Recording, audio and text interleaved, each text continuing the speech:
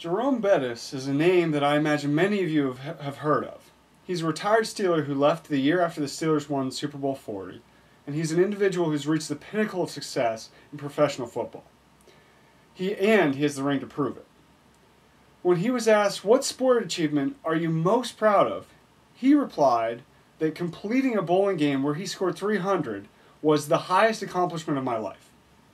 I feel that I may have missed something about this sport called bowling, so I took some time, did some research, and I'm here to talk to you about the history, equipment, and scoring of bowling. Bowling originated, before Christ. Way back in BC, there's evidence that was found in an Egyptian tomb of a child where there was objects that would have been used to play a bowling-like game. Then you kind of have to skip forward to around 1360 in England, when it became sort of the game of kings, and actually many of the cultures there developed their own games, bowling-like games in Europe. One of which is bocce, and then there's also another one that's called lawn bowling. All of them are somewhat similar, where you're rolling a ball at a bunch of objects that you're trying to knock down.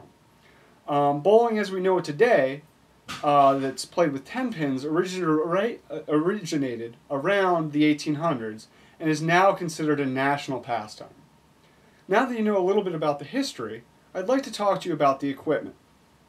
In order to play bowling, as we know with those 10 pins and stuff, we need to have a bowling alley.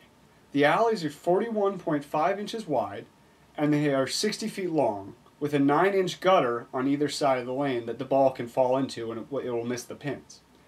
The ball that you use was between 8 and 12 pounds, and then each pin is set up in a triangular fashion with that each one weighs about 3 pounds. And so you now know the dimensions of the area that you're going to be playing in, and now I want to tell you about what game you're actually going to play. The game consists of 10 frames of 10 pins that you're trying to knock down. For each frame, you have 2 attempts to knock down all the pins with your bowling ball. For each pin you knock down, you get 1 point. And when I first thought of it, I mean, you add that math up, 10 frames, 10 pins, 1 point each, the maximum score that's possible must be 100 points. But that isn't the case, because there are special circumstances that result in additional scoring opportunities that allow for the score to be as high as 300 points. The first special circumstance is called a strike. That's when you knock down all the pins with your first attempt. When you do that, you get the additional scores of your next 2 attempts added to that first attempt. So if you bowl a strike in the first frame, followed by 6 pins knocked down in the second frame, and then on your second attempt of that second frame you bowl 1, you knock down 1, you score 7 points from that second frame, which get added to the 10 points of your first frame.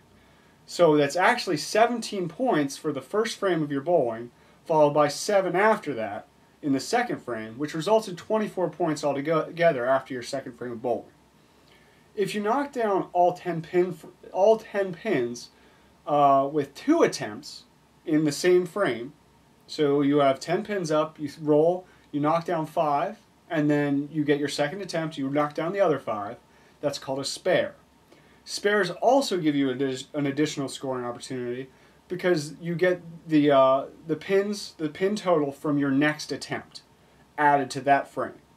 So you bowl, you hit 5, then 5, you get your spare, and then the next frame you bowl and hit 9, you get 19 points for your spare because you have 10 from the original knocking down all 10, and then you get those 9 added from the next one.